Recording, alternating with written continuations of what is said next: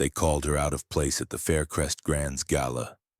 A press secretary who didn't belong among artists, Ethan Caldwell, a celebrated pianist, mocked Karoline Leavitt, challenging her to play the piano for laughs.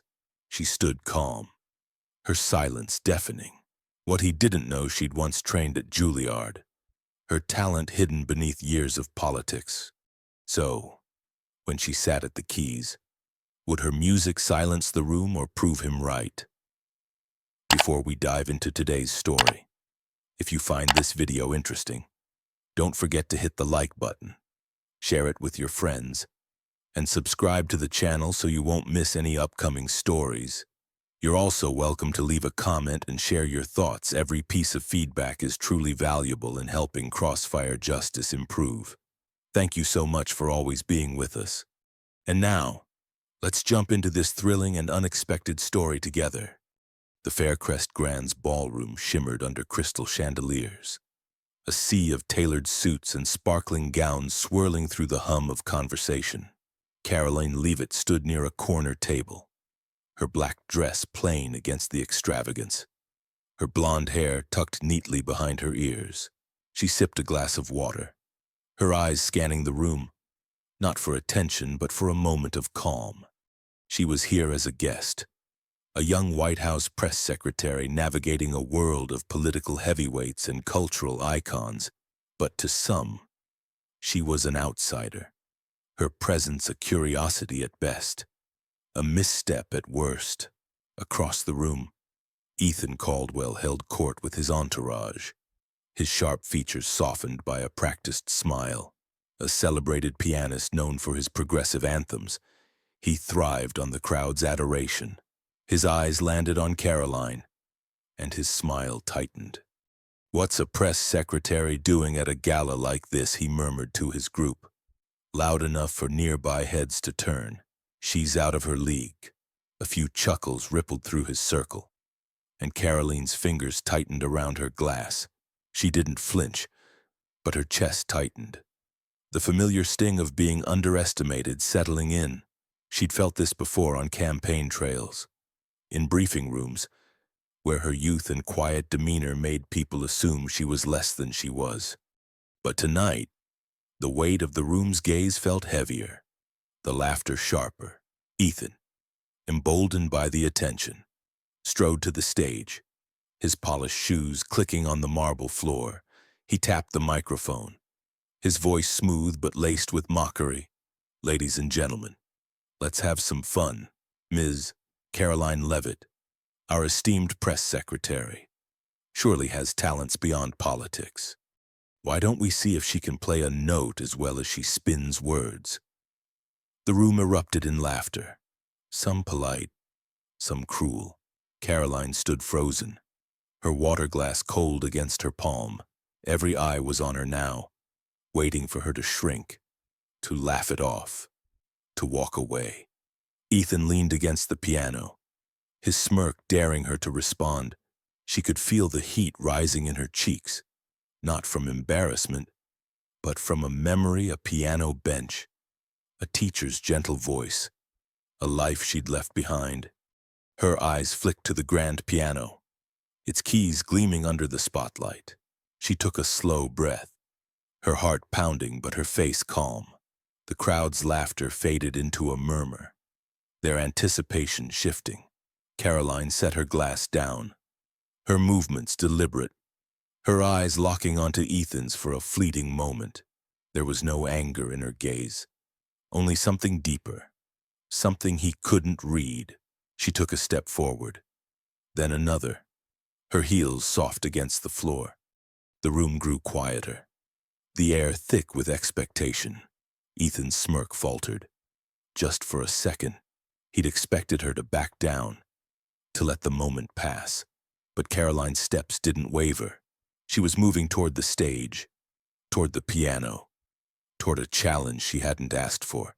The crowd leaned forward, some with amusement, others with curiosity. A young woman in a blue dress, standing near the bar, pulled out her phone, her camera trained on Karoline. The pianist's challenge had been a spark, But what would Karoline do with it? Would she sit at the piano, or turn and walk away, leaving Ethan's laughter to echo in her wake? Karoline Leavitt stood rooted to the marble floor of the Faircrest Grand's ballroom, the echo of Ethan Caldwell's challenge still ringing in her ears. The crowd's laughter had softened into a low hum, but their eyes remained fixed on her, waiting for her to crumble or retreat. She didn't move. Not yet. Her gaze drifted to the grand piano on the stage, its ebony surface catching the glow of the chandeliers like a mirror to her past. Her heart thudded, not with fear, but with a memory that felt both distant and achingly close. A small music room, sunlight streaming through a window, and her teacher's voice saying, "You have a gift, Karoline. Don't let it go." That was before she'd traded sheet music for policy briefs, before she'd chosen the chaos of politics over the quiet of a piano bench. Ethan's entourage, a cluster of sharply dressed men and women, stood near the stage, their whispers sharp with mockery. "She's not going to do it," one said, loud enough for Karoline to hear. "Press secretaries don't play pianos." Ethan, leaning against the stage, grinned, his confidence unshaken. He tapped his fingers on the microphone stand, the rhythm taunting, as if daring her to prove him wrong. A waiter moved through the crowd, his tray of champagne flutes trembling slightly. He glanced at Karoline, then quickly looked away, polishing a glass with a cloth to avoid the tension. The room felt smaller now, the air thick with expectation, and Karoline's fingers brushed the small silver bracelet on her wrist. It was a gift from her late teacher, etched with a single word rhapsody. She hadn't worn it in years, but tonight, she'd slipped it on, a quiet nod to a part of herself she thought she'd buried. She closed her eyes for a moment, and the noise of the ballroom faded. She was 16 again, sitting at her childhood piano, her fingers stumbling through Gershwin's Rhapsody in Blue until they found the melody's heart. That piece had been her refuge, a place where words didn't matter, where she could be more than the small-town girl everyone underestimated. But when she'd left for college, then for Washington, the piano had stayed behind. Politics demanded her voice, her logic, her resilience, not her music. Yet here she was, in a room full of strangers, being asked to resurrect a part of herself she'd locked away. Karoline opened her eyes, her breath steadying. Ethan's voice cut through the murmurs, sharper now. "What's it going to be? Ms. Leavitt, are you going to play? Or are we wasting our time?" The crowd stirred, some chuckling, others shifting uncomfortably. A woman in a blue dress, standing near the bar, held her phone steady, her camera trained on Karoline. The waiter paused, his cloth still in hand, his eyes flickering toward her with something like pity. Karoline's fingers lingered on the bracelet, the cool metal grounding her. She could walk away. She could laugh it off, return to her table, and let Ethan have his moment. It would be easier, safer. But something in her stirred a quiet defiance, not born of anger, but of a truth she'd carried too long. She took a step toward the stage, then another, her heels soft against the floor. The crowd's murmurs grew quieter, their curiosity piqued. Ethan's grin faltered, just for a moment, as if he sensed something he hadn't expected. Karoline's hand rested briefly on the edge of a table, her fingers brushing a napkin as she passed. She wasn't thinking about the crowd, or Ethan, or the cameras. She was thinking about her teacher, about the music she'd loved, about the girl she'd been before the world told her she had to choose. Her silence wasn't weakness, it was a gathering storm. If you've ever been judged for what you left behind, this moment was for you. Karoline reached the edge of the stage, her eyes meeting Ethan's. He raised an eyebrow, still certain she'd falter, but her gaze was steady, her silence louder than his taunts. She placed one hand on the piano's smooth edge, the wood cool under her fingertips. The room held its breath, waiting for her next move. Would she sit down and play, or turn back, leaving the challenge unanswered? The Faircrest Grand's ballroom seemed to hold its breath as Karoline Leavitt reached the stage. Her steps steady despite the weight of every gaze.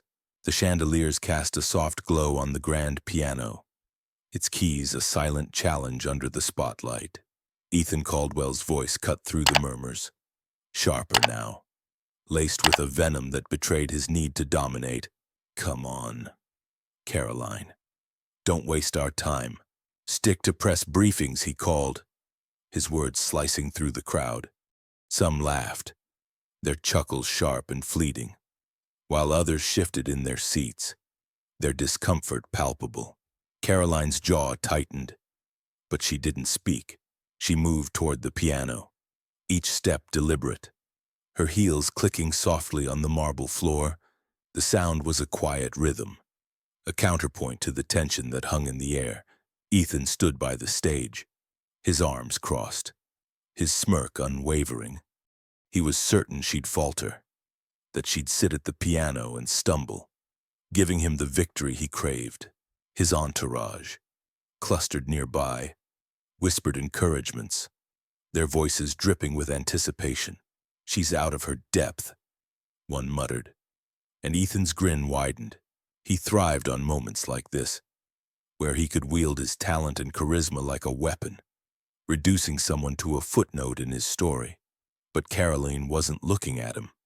Her eyes were on the piano, its polished surface reflecting fragments of the crowd. Her fingers brushed the silver bracelet on her wrist, the word Rhapsody etched into its surface, grounding her. She hadn't played in years, not since she'd walked away from music for a life in politics. Yet here she was, summoned by a challenge she hadn't sought. She sat at the bench, her movements slow and deliberate, as if the act itself was a decision she was still weighing. The crowd grew quiet, their murmurs fading into an expectant hush. Karoline's hands hovered over the keys, her fingers trembling slightly, not from fear, but from the rush of memory. She could feel her teacher's presence, hear the gentle cadence of her voice. Let the music speak for you. The room felt distant now, the laughter and sneers fading into the background. Ethan's voice broke the silence again, softer but no less cruel. Go on. Then, let's hear it. His tone was a dare, a final push to make her crack. A young journalist named Mia stood near the edge of the room, her phone discreetly raised. She'd been covering the gala for a small online outlet, but this moment felt bigger than her assignment.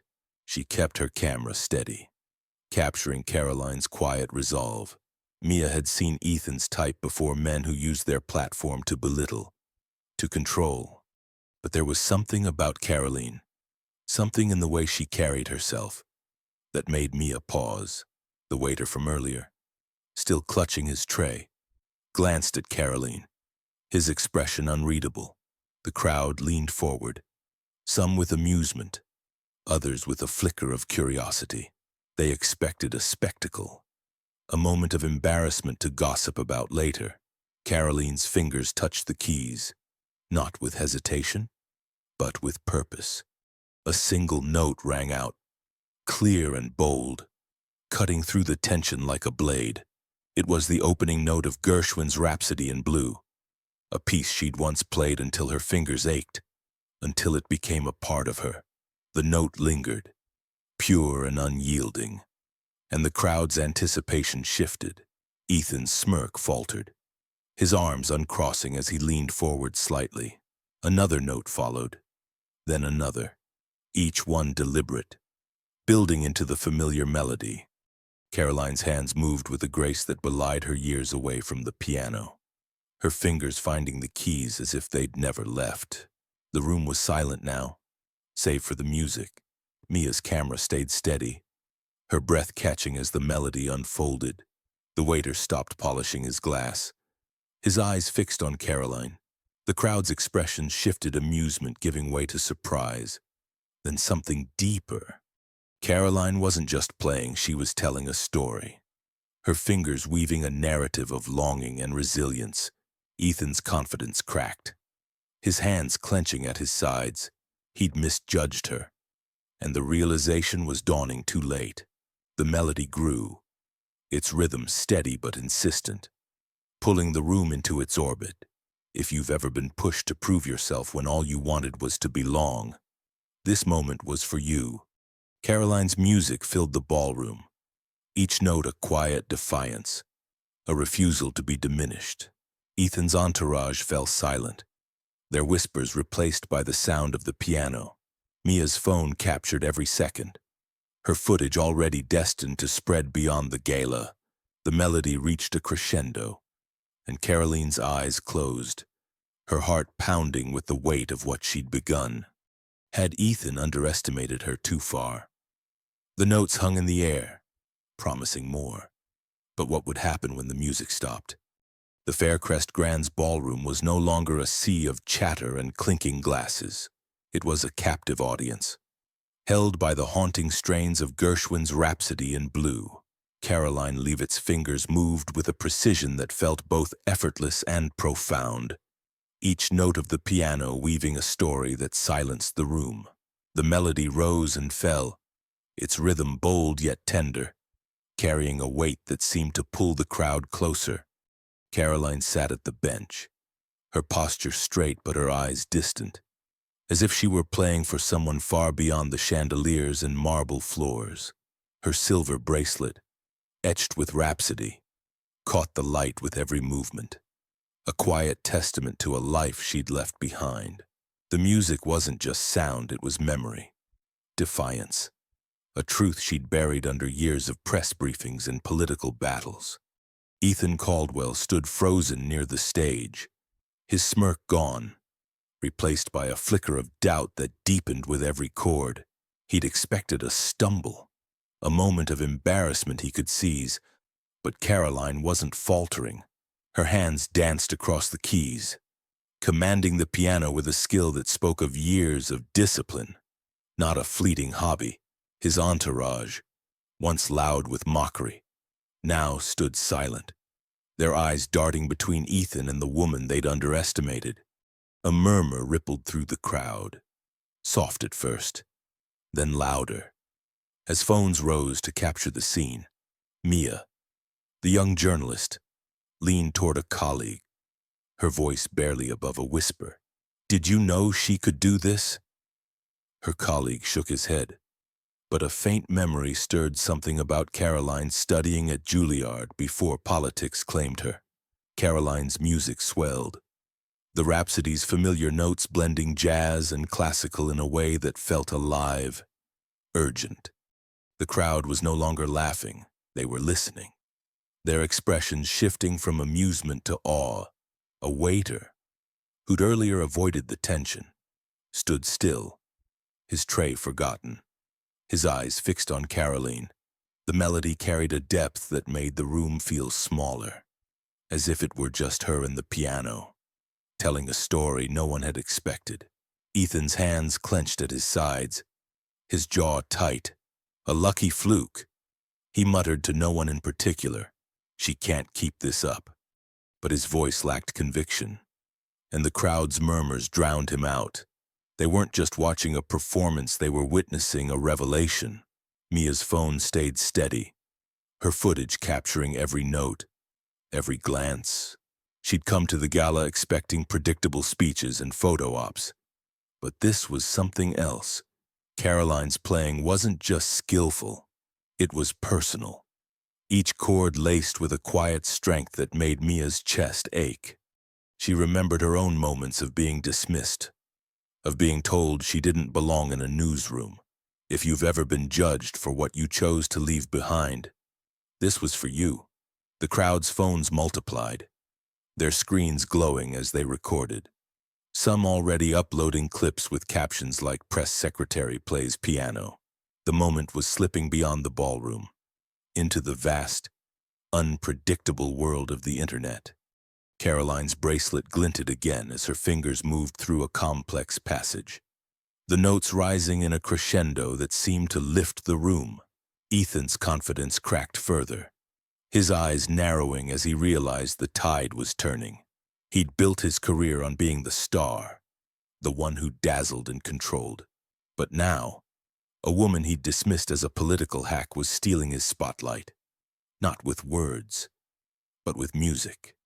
He took a step back, his shoulders stiff, as if retreating from the truth unfolding before him. The crowd's murmurs grew into soft gasps, their applause starting before the piece was even finished. Karoline didn't look up. She was lost in the music, her fingers moving faster now. The rhapsody's climax approaching. A woman in a red gown, standing near the back, whispered to her companion, "She's not just good, she's extraordinary." The companion nodded, her eyes wide. The waiter, still watching, set his tray down, his hands trembling slightly. He'd seen countless galas, countless egos, but this was different. Karoline's music wasn't about proving a point, it was about reclaiming something.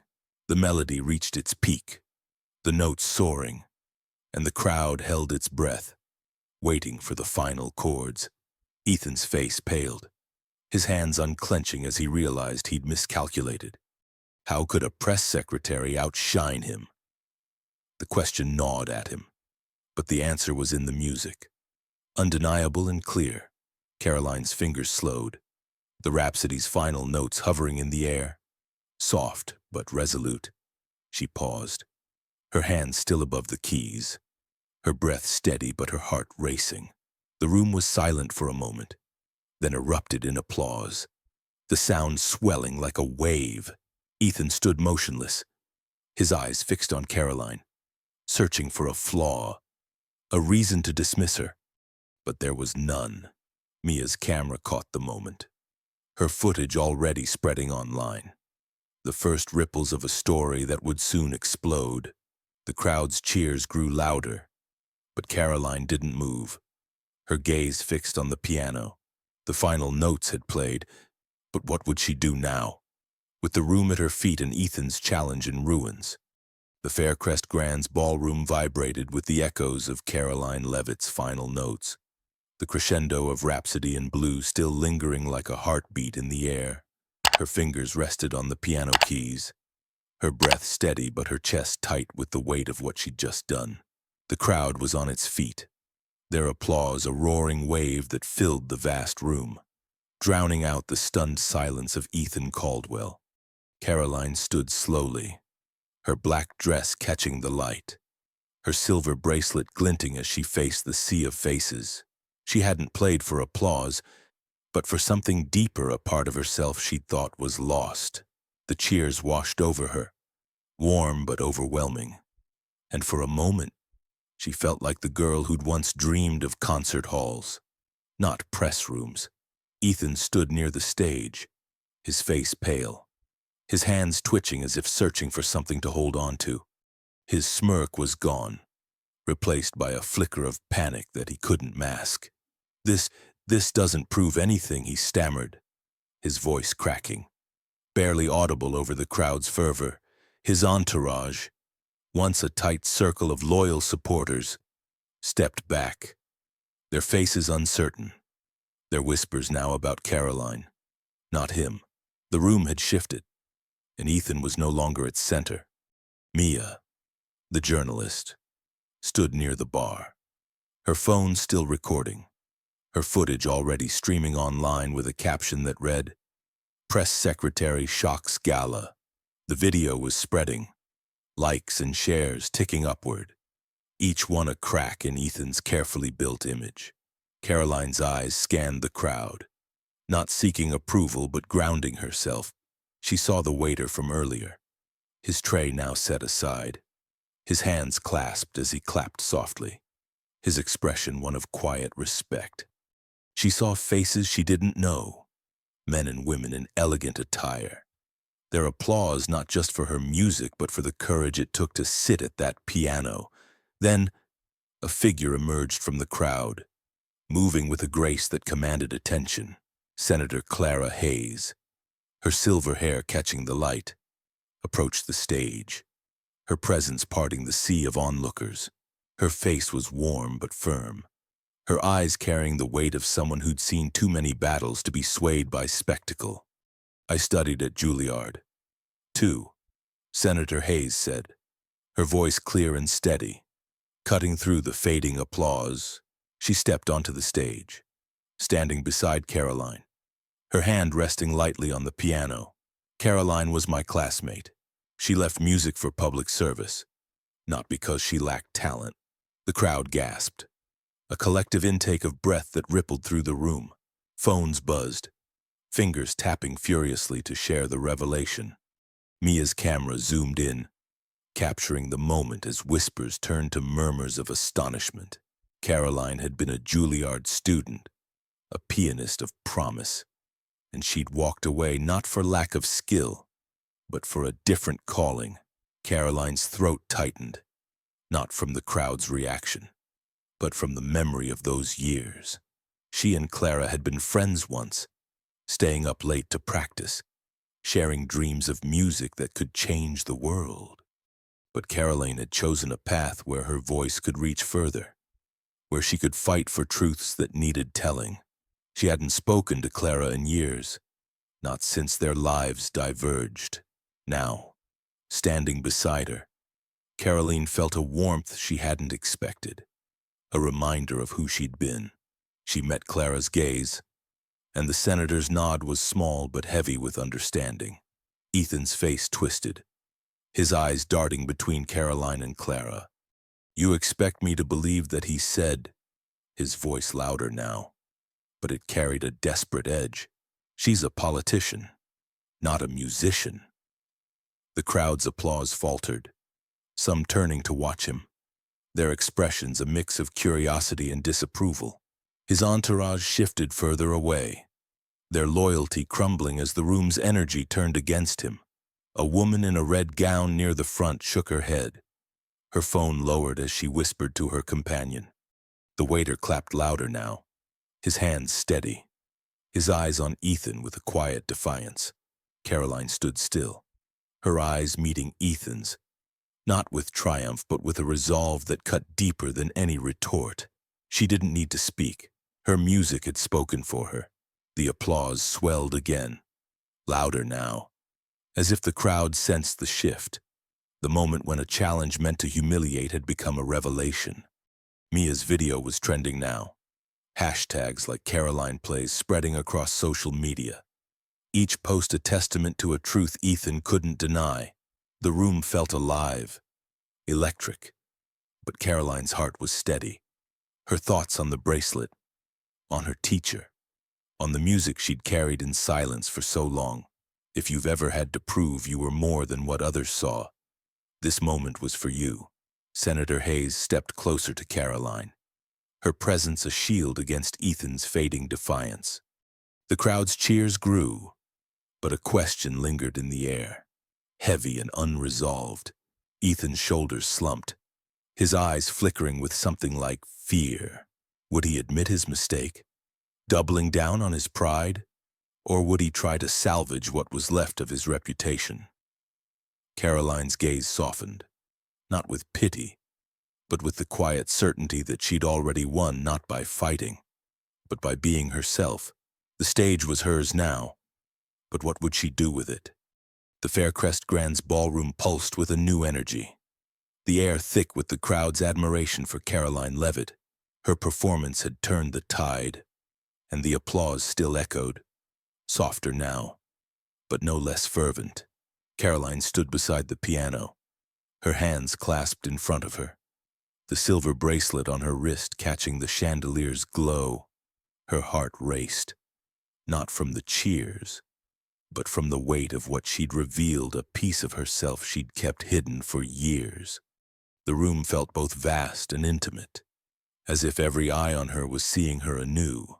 She wasn't just the press secretary anymore. She was the woman who'd played Rhapsody in Blue with a fire that silenced doubters.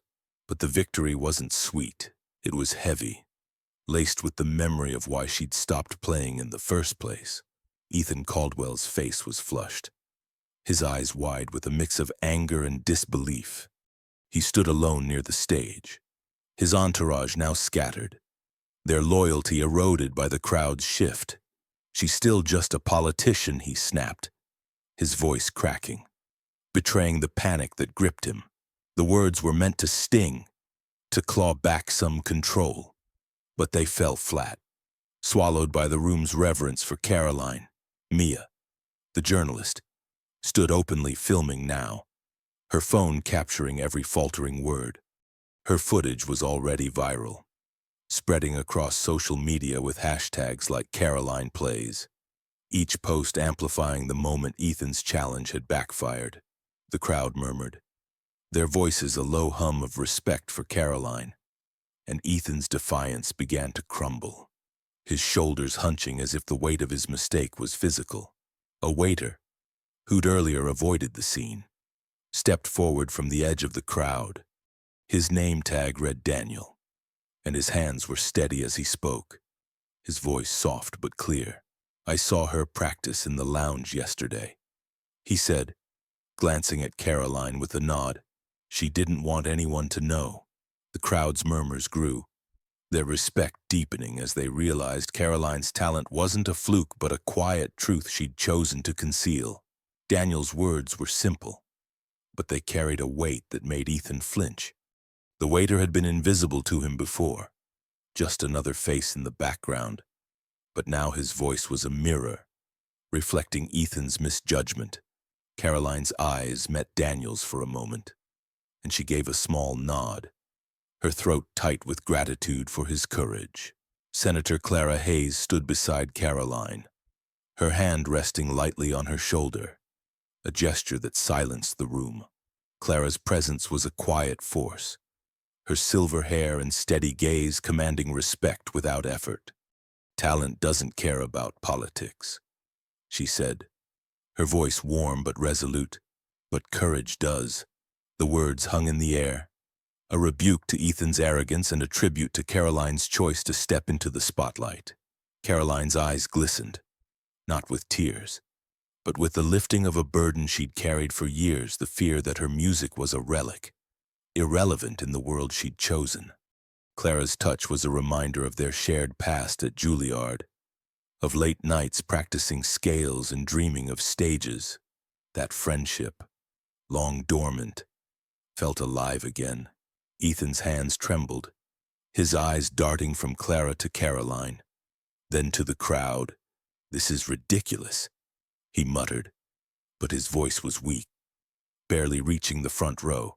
His fans, once vocal in their support, were turning away, their phones now capturing Karoline's moment, not his. Mia's video had reached millions, sparking comments about hidden talents and the dangers of snap judgments. The gala's host, a distinguished man in a tuxedo, stepped to the microphone, his voice cutting through the tension. "Ms. Leavitt, would you honor us with an encore?" The crowd erupted in cheers, their hands clapping in unison, a rhythm that drowned out Ethan's fading presence. Karoline's breath caught, her fingers brushing the bracelet once more. The word rhapsody felt like a promise now, not just a memory. She could say no, step back, and let the moment stand as it was. Her performance had already proven Ethan wrong, had already shifted the room's perception, but something stirred in her, a need not to win, but to honor the music, to give voice to the part of herself she'd silenced. If you've ever had to choose between staying safe and speaking your truth, this moment was for you. She looked at Clara, who gave a small, encouraging smile, and then at Daniel, whose quiet nod felt like solidarity. The crowd's cheers softened, waiting for her decision. Ethan took a step back, his face a mask of frustration and defeat. He'd come to the gala expecting to shine, to reinforce his place as the star. But Karoline had changed the script, not with anger, but with a melody that spoke louder than his taunts. The host's invitation hung in the air, and all eyes were on Karoline. She stood still, her hands no longer trembling, her heart steady with a clarity she hadn't felt in years. The piano waited, its keys a canvas for whatever she chose next. Would she play again, or would she walk away, letting her first performance be the final word? The Faircrest Grand's ballroom fell into a reverent hush as Karoline Leavitt sat at the piano once more, her fingers poised above the keys. The crowd's earlier cheers had softened, their energy now a quiet anticipation, as if they sensed something sacred was about to unfold. Karoline's black dress clung to her frame, her silver bracelet glinting under the chandeliers. The word Rhapsody, a silent anchor to her past. She didn't look at the crowd, or at Senator Clara Hayes standing nearby, or even at the empty space where Ethan Caldwell's entourage had once stood. Her eyes were on the keys, her heart caught in a memory of a teenage girl who'd poured her dreams into music. She began to play, not Rhapsody in Blue, but a soft, original piece she'd written years ago, its melody full of longing and hope, each note a whisper of a life she'd thought she'd left behind. The music was gentle, almost fragile, yet it carried a strength that filled the room. Karoline's fingers moved with a tenderness that belied the years she'd spent away from the piano, each chord a step back to the girl who'd played for love, not for proof. Tears streaked her face, not from sadness, but from release, a quiet unburdening of the weight she'd carried, the fear that her music was no longer hers. The crowd stood still, their phones lowered, their breaths held, as if afraid to disturb the moment. The waiter, Daniel, stood near the back, his hands clasped, his eyes glistening with something like pride. Mia, the journalist, kept her camera steady, but her own vision blurred, the footage capturing not just the music but the raw emotion behind it. Ethan Caldwell stood alone near the stage's edge, his bravado shattered, his hands trembling as he watched Karoline play. His face was a mask of defeat, his eyes hollow, as if the music had stripped away his defenses. He'd come to the gala to shine, to cement his place as the star. But Karoline had rewritten the story. His earlier defiance, his insistence that she was just a politician, now felt like a distant echo, drowned out by the melody that spoke louder than his words. He took a step back, then another, his shoulders slumped, his presence shrinking as the crowd's attention remained on Karoline. No one noticed him slip toward the exit, his footsteps lost in the music's embrace. Senator Clara Hayes stood close to the piano, her silver hair catching the light, her expression one of quiet reverence.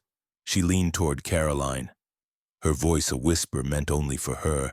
"You've reminded us all what matters," she said, her words carrying the weight of their shared history. Karoline's lips trembled, a small smile breaking through her tears. She remembered Clara's encouragement at Juilliard, the way they'd pushed each other to dream bigger. That friendship, buried under years of diverging paths, felt alive again, a lifeline in a moment that could have broken her. Clara's hand rested briefly on the piano, a gesture of solidarity that needed no words. The crowd felt the weight of the moment, their silence deeper than any applause. Mia's video, now viewed by millions, had sparked debates online about snap judgments, hidden talents, and the courage to defy expectations. Comments poured in, some from musicians who recognized Karoline's skill, others from strangers moved by her story. The hashtags Karoline Plays and Truth in Music trended, each post a ripple in a growing wave. The gala's host stood nearby, his earlier call for an encore now a distant memory, his eyes fixed on Karoline with a respect he hadn't shown before. The room was no longer a stage for politics or egos. It was a space where truth had taken root. Karoline's melody slowed, the final notes lingering in the air, soft but resolute. She lifted her hands from the keys, her tears falling freely now, each one a release of the years she'd spent hiding her gift. The crowd began to applaud, not with the wild fervor of before, but with a reverence that felt like a collective exhale. Karoline stood, her gaze falling on Ethan's empty spot. Then shifting to the crowd, she looked at him, not with anger, but with a quiet nod, as if acknowledging the moment without needing to claim it. And that, the narrator murmured, was when the truth didn't need to shout anymore. The words hung in the air, a quiet testament to a victory won not through confrontation, but through authenticity. If you've ever carried a piece of yourself in silence, afraid to let it shine, this moment was for you. Karoline's bracelet caught the light one last time as she stepped away from the piano, her heart lighter but her mind racing. The crowd's applause continued, a steady rhythm that felt like a heartbeat. Clara stood beside her, a pillar of strength, while Daniel's quiet presence in the back was a reminder of the small acts of courage that had shifted the night. Mia's footage was reshaping narratives far beyond the ballroom. But Karoline was thinking of her teacher, of the music she'd reclaimed. The night had changed her. But what would this moment mean for her tomorrow, when the applause faded and the world kept turning? Days after the gala, Karoline Leavitt walked through the Faircrest Grand's lobby, her steps steady on the polished marble floor. The chandeliers still sparkled overhead, but the air felt different now, lighter, as if the room itself had exhaled. Her black coat was buttoned against the morning chill, her blonde hair tucked behind her ears, and her silver bracelet etched with rhapsody rested quietly on her wrist. She carried no briefcase, no notes, just a small purse and a heart that felt both full and fragile. Reporters lingered near the entrance, their cameras flashing, their questions not about politics but about her story, her music, her courage. Karoline offered a polite smile, her voice soft but firm as she declined interviews. She wasn't here to bask in attention, she was here to move forward, to carry the night's truth into the days ahead. The world outside the Faircrest Grand had changed in ways she hadn't expected. Mia's video, now viewed by tens of millions, had sparked a wave of posts across social media, each one a thread in a larger tapestry of inspiration. People shared stories of their own hidden talents, of moments they'd been judged for what they appeared to be, not who they were. Hashtags like Karoline Plays and Truth in Music trended for days, accompanied by comments from musicians, teachers, and strangers who saw in Karoline a reflection of their own quiet battles. The gala had been a stage, but its impact was a ripple, touching lives far beyond the ballroom's gilded walls. Karoline read some of the posts late at night, her phone glowing in the dark, and felt a warmth she hadn't known she needed. Ethan Caldwell had faded from the spotlight, his presence reduced to a single post on social media. "I misjudged Karoline Leavitt," he wrote, his words brief but heavy. Her talent speaks for itself. The apology was quiet, overshadowed by the flood of support for Karoline. But it reached her all the same. She read it on her phone, sitting at her kitchen table, a cup of tea growing cold in her hands. She didn't feel triumph, only a quiet acknowledgement that Ethan's mistake had been his own to carry. He tried to dim her light, but in doing so, he'd only made it shine brighter. The gala's organizers sent her an invitation to perform at their next event, a grand affair with even bigger names. Karoline declined with a handwritten note I played to honor my teacher, not to prove a point. Senator Clara Hayes reached out in her own way, sending a small, cream-colored envelope to Karoline's office. Inside was a note in Clara's elegant script. "You didn't just play music, you played courage."